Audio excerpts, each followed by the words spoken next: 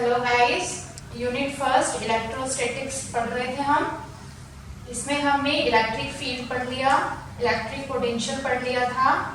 अभी recent topic हमने electric dipole किया है और कल के मतलब पिछली क्लास में हमने electric potential due to dipole पढ़ा था। ठीक है, इलेक्ट्रिक डाइपोल के कारण इलेक्ट्रिक पोटेंशियल कैसे काम करता है किसी भी पॉइंट पी पर, हमने पिछली क्लास में किया। आज हम करेंगे electric field due to dipole. Okay, potential हो गया था, आज हम फील्ड करेंगे ड्यू टू डाइपोल। मान लीजिए कि ए और बी आपका कोई डाइपोल है जिस पर की जो नेगेटिव चार्ज है माइनस क्यू वो पॉइंट ए पर है और positive charge plus Q point B पर है। ओके, और आपको ये एक डाइपोल बन गया। इसके बीच की जो डिस्टेंस है ए बी उसको मान लीजिए डी है।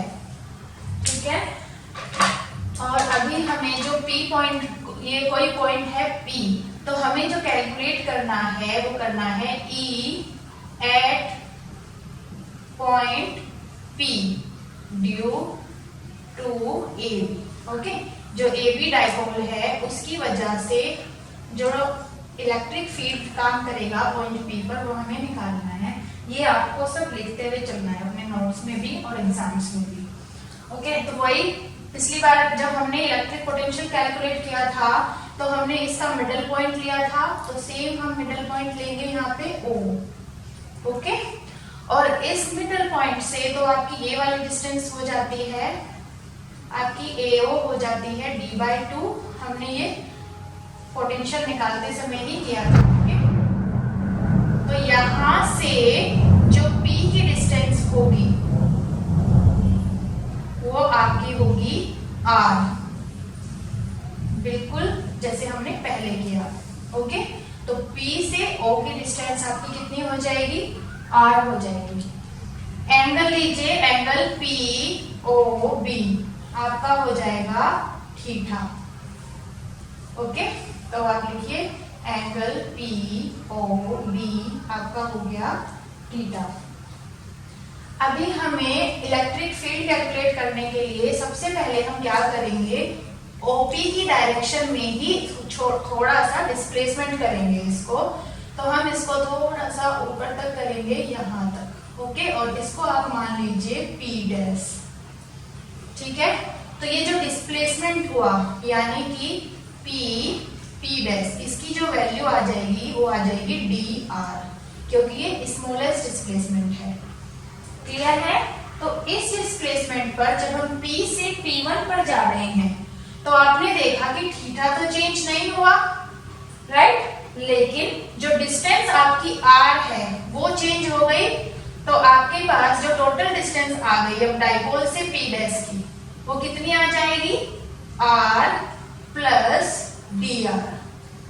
क्लियर है? तो थीटा आपका थीटा ही रहेगा, थीटा चेंज नहीं होगा इस कंडीशन में, लेकिन आपका डिस्टेंस चेंज हो जाएगा। ओके, लिख देते हैं इसको, कभी आप कंफ्यूज ना हो। इन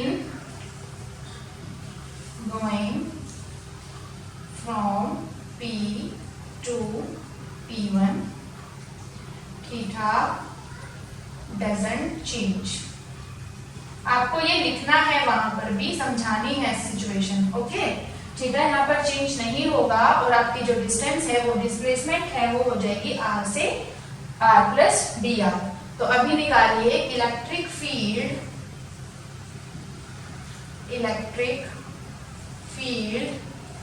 एट P। कौन सी डायरेक्शन में? इन डायरेक्शन ऑफ, क्या लिखेंगे? P'। ओके, यहां से यहां की डायरेक्शन में जो इलेक्ट्रिक फील्ड होगा, यानी इलेक्ट्रिक फील्ड की डायरेक्शन क्या बन गई? ये वाली बन गई। क्लियर है? तो आप इसको लिख सकते हैं ER। ओके, ER लिख सकते हैं आप इसको। तो आपके पास इसकी वैल्यू आएगी। इलेक्ट्रिक फील्ड क्या होता है? इलेक्ट्रिक फील्ड का फॉर्मूला वही सेम जो मैंने कराया था आपको कार्टेशियन प्रॉब्लम में, आपको याद होगा मैंने कराया था कि एक्स एक्सिस पर अगर इलेक्ट्रिक फील्ड हमें कैलकुलेट करना है तो आएगा माइनस dv बाय dx, ये कराया था ना। तो इसी तरीके से आप अभी r वाली एक्सिस पर यानी r जब डिस्टेंस है उस पर कैलकुलेट कर रहे हैं, इसीलिए आप लिखेंगे माइनस dv बाय x की जगह क्या आ जाएगा, dr आ जाएगा। ओके, तो ये हो जाएगा माइनस dv बाय dr। अभी आपके पास v का क्या फॉर्मूला है पोटेंशियल का, कल ही आपने निकाला और आपको पता है, तो ये आ जाएगा 1/4 पाई एप्सिलॉन नॉट, मोमेंट निकला था ना dipole moment, into cos theta divide bye r square. Okay, यानी जो आपका डाइपोल मोमेंट था plus cos theta divide bye r square. cos theta क्या रिप्रेजेंट कर रहा था कि जो आपका इलेक्ट्रिक पोटेंशियल है वो किस पर डिपेंड है, डायरेक्शन पर डिपेंड है। याद आया? चलिए इस वैल्यू को आप यहाँ पर रखिए, तो आपकी ER की वैल्यू आ जाएगी माइनस d बाय dr और v की जगह आप ये लिखिए 1/4 pi epsilon naught p cos theta divide bye r square. अभी आपको पता है कि ये डिफरेंशिएशन का साइन हो जाता है और जो वेरिएबल होता है सिर्फ उसी पर डिफरेंशिएशन काम करेगा, बाकी सब चीज इसके लिए कांस्टेंट हो जाएगी। इसीलिए r से अलावा जितनी वैल्यू है वो आप बाहर रख सकते हैं। ओके, तो p cos थीटा, तो यहाँ पर आप लिखिए d बाय dr और ये आ जाएगा आपका 1/r स्क्वायर। ओके, तो अभी यहाँ पर मैथमेटिक्स आ गया और आपको डिफरेंशिएशन का फॉर्मूला पता होना चाहिए। डिफरेंशिएशन का फॉर्मूला होता है, मैं लिख देती हूँ साइड में अगर नहीं पता है, d बाय dx। तो इसमें आएगा, अगर आपके पास x की पावर n है तो आपका फॉर्मूला आता है n डॉट x की पावर n माइनस 1। ओके, ये n यहाँ पर आ जाता है और ये एक माइनस हो जाता है इसमें से, तो ये आपका फॉर्मूला है। इसीलिए यहाँ पर आपके पास क्या वैल्यू है, p cos थीटा, r -2 हो जाएगा तो -2 यहाँ आ जाएगा और r की पावर हो जाएगी -2 -1 फॉर्मूले के अकॉर्डिंग। क्लियर है?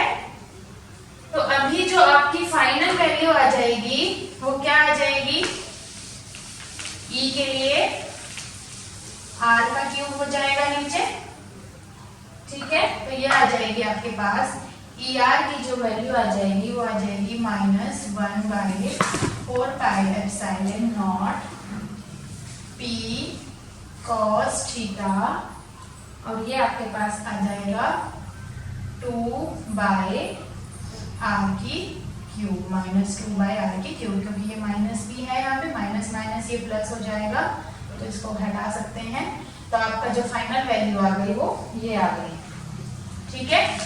सॉल्व हो गया पूरा आपका। चलिए अभी आपके पास जो ER की फाइनल वैल्यू आई वो आई 2p cos theta divide bye 4 pi epsilon not r की क्यूब। क्लियर है?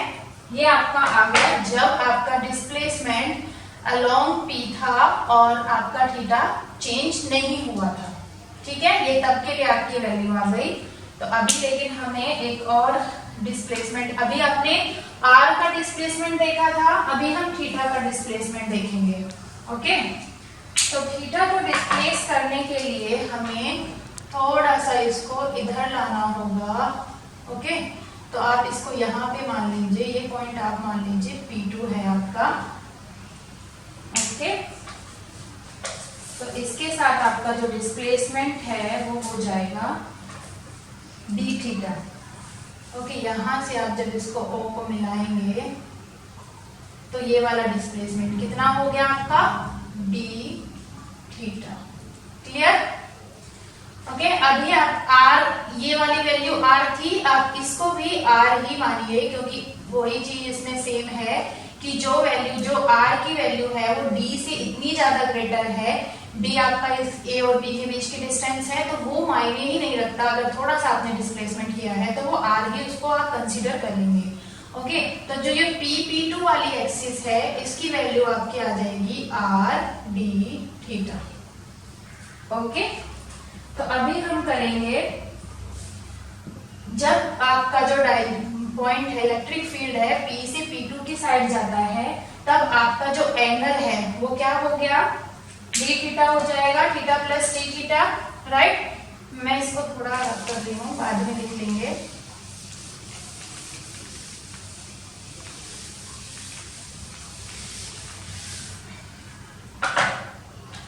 यहां पर आपका P P2 की साइड अगर आप जा रहे हैं तो आप इसको लिखना आपको पड़ेगा इन going from P to P2, क्योंकि अब हमें P2 पर निकालना है इलेक्ट्रिक फील्ड, यानी इस वाले डायरेक्शन में हमें इलेक्ट्रिक फील्ड निकालना है अब। ओके, तो P से जब हम P2 पर गए तो आपका जो थीटा है वो चेंज होके क्या बन गया, theta plus D theta. D क्यों लगाया, क्योंकि ये स्मॉलेस्ट माना जाता है। ओके, जबकि आपकी जो डिस्टेंस है वो सेम ही रहेगी, इसमें कोई चेंज नहीं आएगा, स्लाइड चेंज आएगा जिसको हम निग्लेक्ट कर देते हैं। ओके, तो अभी फिर से आप इलेक्ट्रिक फील्ड कैलकुलेट करेंगे। लिखिए इलेक्ट्रिक फील्ड एट पी, आप किसकी डायरेक्शन में, इन डायरेक्शन P2। क्लियर है, P2 की डायरेक्शन में अब आप इलेक्ट्रिक फील्ड कैलकुलेट करेंगे तो आपकी वैल्यू आएगी, अभी आपने इसको ER लिख दिया था क्योंकि ये R के अलोंग कर रहे थे, अभी आप इसको E थीटा लिख दीजिए क्योंकि अभी आपने थीटा को डिस्प्लेस किया है।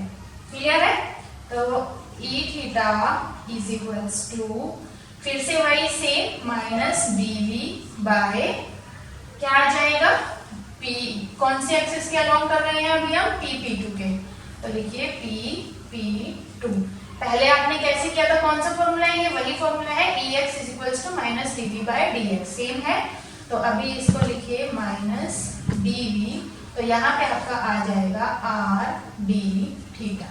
क्लियर है, इसकी वैल्यू आपने यहाँ पे रख दी r d थीटा। अभी आप फिर से सेम चीज करेंगे, v की वैल्यू रखेंगे, तो v की वैल्यू आपकी क्या आ जाएगी, माइनस 1/r, अलग से कर लीजिए d बाय थीटा। यहाँ पे आपने r अलग क्यों किया, क्योंकि यहाँ पे वेरिएबल में आपके पास थीटा है। ओके, तो अभी आप v की वैल्यू लिखिए 1/4 pi epsilon naught p cos theta divide bye r square.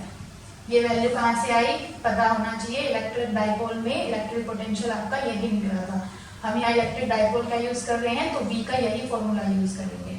Clear है, चलिए, तो जो थीटा वैल्यू है सिर्फ वो अंदर रहेगी, बाकी सब कांस्टेंट के रूप में बाहर आ जाएगा। तो माइनस 1/r की क्यूब 1/4 पाई एप्सिलॉन नॉट, और ये P भी बाहर आ जाएगा। अंदर क्या बचेगा आपके पास, d बाय डी थीटा और cos थीटा। ओके, यानी अब हमारे पास डिफरेंशिएशन हमें यूज करना है cos थीटा पर। इसकी जो वैल्यू होती है, डिफरेंशिएशन का फॉर्मूला जो कहता है वो कहता है कि अगर आपके पास d by D theta cos theta है तो आपकी वैल्यू आएगी माइनस साइन थीटा। क्लियर है, यानी cos थीटा का जो फॉर्मूला है वो sin थीटा में चेंज हो जाता है और उसका साइन भी चेंज हो जाता है।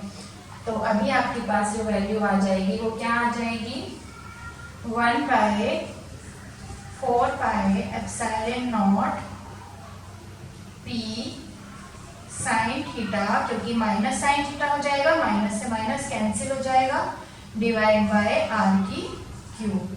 तो ये आपके पास किसकी वैल्यू आ गई, e थीटा की वैल्यू आ गई। क्लियर है, जब आपने थीटा को चेंज किया, डिस्प्लेस किया, तो वैल्यू आ गई इस डायरेक्शन में, और जब आपने r को डिस्प्लेस किया तो वैल्यू आ गई उस डायरेक्शन में। क्लियर है, अब हम रिजल्टेंट वैल्यू निकालेंगे, फाइनल वैल्यू। ओके, रब कर रही हूँ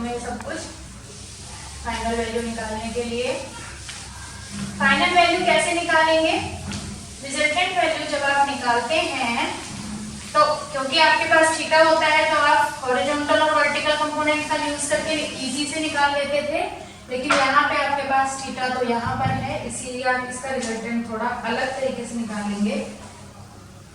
ये देखिए रिजल्टेंट वैल्यू कहाँ से जाती है, ये तो ये आपकी हो जाएगी ई रिजल्टेंट वाला, ठीक है। तो आप इसको कैसे करेंगे, देखिए इसमें आप लिखिए E square is equals to E theta square plus E R square. Clear है? इस तरह का अगर रिजल्टेंट आता है तो ये इस तरह निकलता है, तो आपकी ई की वैल्यू आ जाएगी स्क्वायर रूट में ई theta square plus E R square. Okay, तो इसमें सिंपली आपको वैल्यू रख देनी है। आपके पास ई आर की ई थीटा की वैल्यू क्या आई थी, 1/4 pi epsilon naught. E theta की वैल्यू क्या आई थी, पी साइन थीटा आई थी डिवाइड बाय आर की क्यूब और इस पूरे का स्क्वायर प्लस, ओके।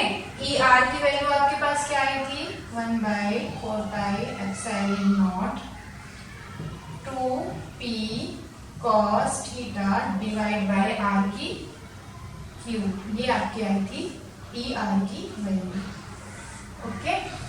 तो अभी आप क्या करेंगे, ये भी स्क्वायर, तो इसको अंडर रूट से बाहर निकाल लेंगे तो बचेगा 1/4 पाई एप्सिलॉन नॉट बाहर आ जाएगा, ओके। यहाँ पे भी पी स्क्वायर है और यहाँ पे भी पी स्क्वायर है, तो आपका पी भी बाहर आ जाएगा।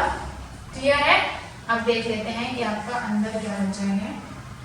तो आपका आर की क्यूब का स्क्वायर, तो आपका आर की क्यूब भी बाहर आ जाएगा अंडर रूट से कॉमन लेकर। तो आपका जो अंदर बचेगा वो बचेगा फिलहाल के लिए साइन स्क्वायर थीटा प्लस यहाँ पे ये 2 था तो 2 2 जा 4 और ये cos था तो 4 cos स्क्वायर थीटा। क्लियर है? ये आपका आ जाएगा। अभी इसको सॉल्व करना है, वैसे मैथमेटिक्स है लेकिन फिर भी कंसेप्ट अधूरा नहीं छोड़ेंगे, कंप्लीट करेंगे इसको। तो ये आपका हो जाएगा। अब इस साइन स्क्वायर थीटा को cos स्क्वायर थीटा में कन्वर्ट कर लीजिए, जो कि होगा sine square theta is equals to 1 minus cos square theta. ये आपका आता है वैल्यू, ठीक है। तो इसकी जगह आप लिख लीजिए 1 minus cos square theta plus 4 cos square theta. Clear? तो आपके पास फाइनल वैल्यू आ जाएगी electric field at point P due to a dipole 3 cos square theta plus 1। ये आपका आ गया फाइनल वैल्यू। डाइपोल पर इलेक्ट्रिक फील्ड किसी भी पॉइंट पर जो वैल्यू होती है वो ये है, ठीक है। क्लियर है आपको इतना? ये वैल्यू आ गई आपकी इलेक्ट्रिक फील्ड की, ओके। एक चीज इसमें और है, अगर हम कहें कि ये इलेक्ट्रिक फील्ड इस वाली एक्सिस के साथ जो एंगल बनाता है वो एंगल है अल्फा, ओके। वैसे तो ये नहीं, उसमें वन लाइनर में ऑब्जेक्ट टाइप में कहीं पूछा जा सकता है, इसीलिए ये बताना जरूरी है। तो हमारे पास जो अल्फा की वैल्यू आएगी वो किस तरीके से आएगी, तो सबसे पहले हम लिख लेते हैं tan alpha is equals to E theta divide by E R, okay. E theta यानी कि आपका वर्टिकल कंपोनेंट, ई आर यानी कि आपका हॉरिजॉन्टल कंपोनेंट, अल्फा एंगल हो गया बीच में, ओके। तो ये आ गया आपका। अभी आपके पास तो अल्फा की वैल्यू क्या आ जाएगी, ई थीटा की वैल्यू आपके पास क्या है वो लिखेंगे, ये पूरा 1/4 pi epsilon naught p sine theta by R की क्यूब, ओके। और ई आर की क्या है, 1/4 pi epsilon naught 2p cos theta by R की क्यूब। ये कैंसिल हो जाएगा, आर की क्यूब कैंसिल हो जाएगा, p कैंसिल हो जाएगा, तो आपके पास क्या बचेगा, tan alpha is equals to आपके पास बचेगा 1/2 sine theta upon cos theta. और sine theta upon cos theta क्या हो जाएगा, ट्रिग्नोमेट्री tan थीटा। ओके, तो अल्फा की वैल्यू आपके पास क्या हो जाएगी, tan इनवर्स 1/2 tan थीटा। अगर आपके पास ऐसा कोई एंगल निकालने को न्यूमेरिकल वैल्यू में आ जाता है तो कर लेंगे, इजी है। चलिए फिलहाल अभी इतना ही करते हैं। आपके पास कुछ स्पेशल केसेस इसमें पूछे जाएंगे, जैसे कि थीटा की वैल्यू 0 है तो क्या होगा, थीटा की वैल्यू 90 है तो क्या होगा। एक छोटा सा टॉपिक है ये भी आपका, इसको और देख लेते हैं।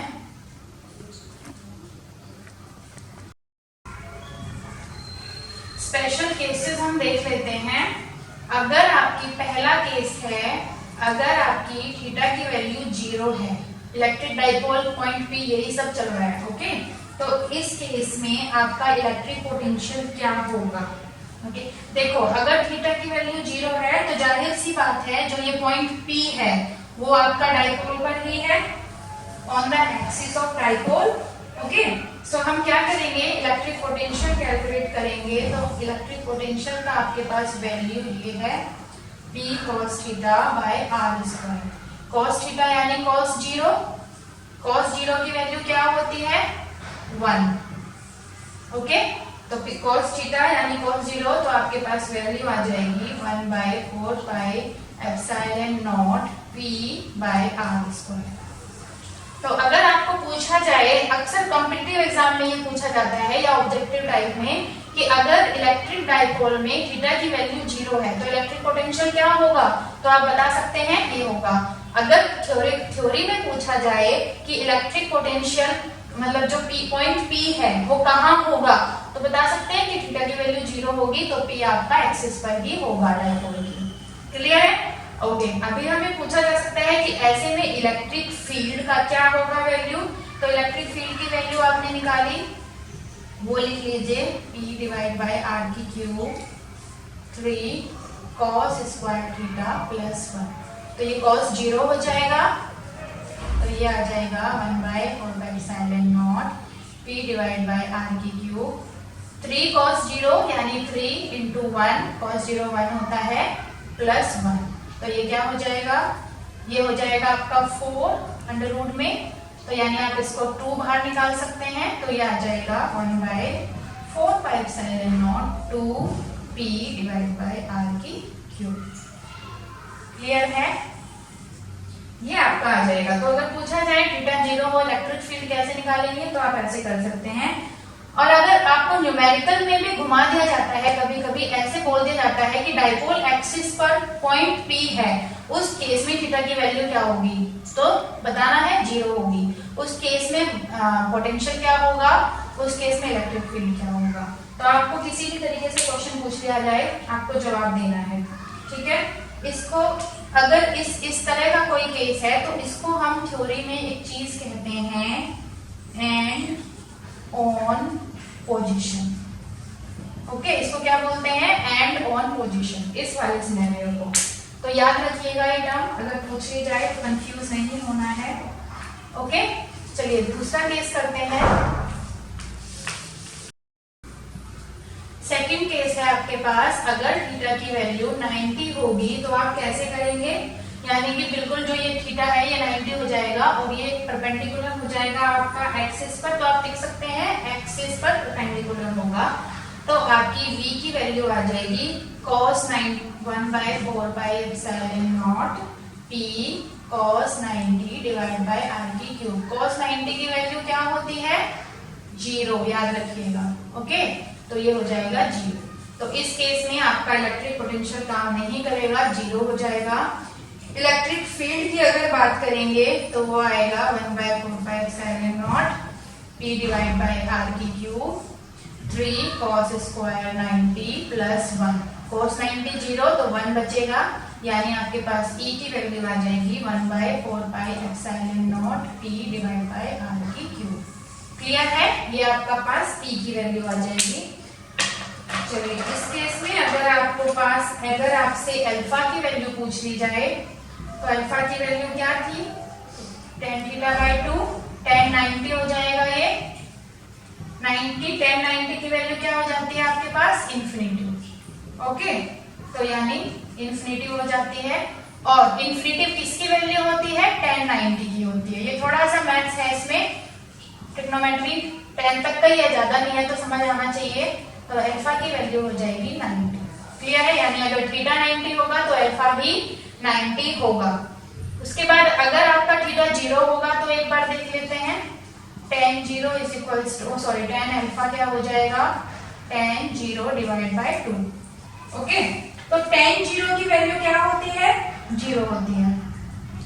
ठीक है, तो tan अल्फा की वैल्यू 0 और tan 0 किसकी वैल्यू है, tan 0 की। यानी आपके पास अगर थीटा 0 है तो अल्फा भी 0 है, अगर थीटा 90 है तो अल्फा भी 90 है। ये केसेस ध्यान से पढ़िएगा, एक बार टेक्स्ट बुक में और रिवाइज कर लेगा। अगर थीटा 90 है तो इस कंडीशन को आप कहेंगे ब्रॉड साइड ऑन पोजिशन। एक ये आप टर्म याद रखिएगा, ब्रॉड साइड ऑन पोजिशन। बिल्कुल आपको छोटी छोटी चीजें डीप में बताने की कोशिश की गई है। ओके, तो आपका ये electric field due to dipole वाला टॉपिक कंप्लीट होता है। मिलते हैं नेक्स्ट क्लास में।